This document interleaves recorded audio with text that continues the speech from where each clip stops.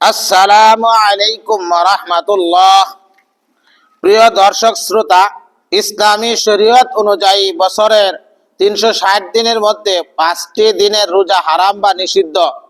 এই দিনগুলোতে পানাহার থেকে বিরত থাকা ইবাদত নয়, বরং আল্লাহর বিধানের লঙ্ঘন হিসাবে গণ্য হয়। তাই কোরআন ও হাদিসের সেই নিষিদ্ধ দিনগুলোর ব্যাপারে নিচে আলোচনা করা হলো। ভিডিওটি শেষ পর্যন্ত দেখার অনুরোধ রইল। নিষিদ্ধ 5টি দিন। নাম্বার 1, ঈদ উল ফিতরের দিন, যা রমজানের দীর্ঘ 1 মাস সিয়াম সাধনার পর পহেলা শাওয়াল ঈদ উল ফিতর উদযাপিত হয়।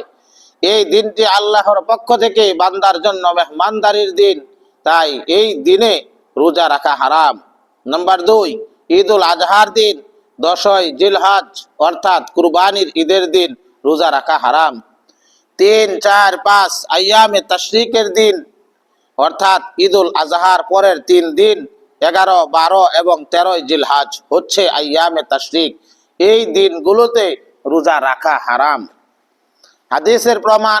এই দিনগুলোর নিষেধাজ্ঞার ব্যাপারে রাসূলুল্লাহ সাল্লাল্লাহু আলাইহি ওয়াসাল্লাম এর একাধিক সহিহ হাদিস রয়েছে। 2 ঈদের ব্যাপারে তথা ঈদ উল ফিতর ও ঈদ উল আজহার ব্যাপারে হযরত আবু সাঈদ খুদরি রাদিয়াল্লাহু তাআলা আনহু থেকে বর্ণিত, তিনি বলেন, রাসূলুল্লাহ সাল্লাল্লাহু আলাইহি ওয়াসাল্লাম এই 2 ঈদের দিনে রোজা রাখতে নিষেধ করেছেন। সহিহ বুখারী ও মুসলিম। আইয়ামে তাশরিকের ব্যাপারে রাসূলুল্লাহ সাল্লাল্লাহু আলাইহি ওয়াসাল্লাম ইরশাদ করেছেন, আইয়ামে তাশরিক জিলহজ মাসের 11, 12 এবং 13 তারিখ হলো পানাহার ও আল্লাহর জিকিরের দিন। সহিহ মুসলিম। কেন এই দিনগুলিতে রোজা রাখা হারাম? ইসলাম একটি ভারসাম্যপূর্ণ জীবন ব্যবস্থা। আল্লাহ তাআলা যেমন ইবাদতের মাধ্যমে তার নৈকট্য লাভের বিধান দিয়েছেন, তেমনি আনন্দের দিনগুলোতে তার দেয়া নিয়ামত ভোগ করারও নির্দেশ দিয়েছেন। 1, আল্লাহর মেহমানদারি।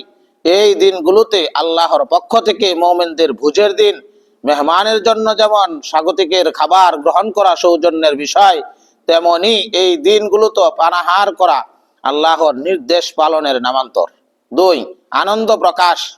ইসলাম উৎসবের দিনগুলোতে কঠোরতা পরিহার করে আনন্দ প্রকাশের সুযোগ দেয়।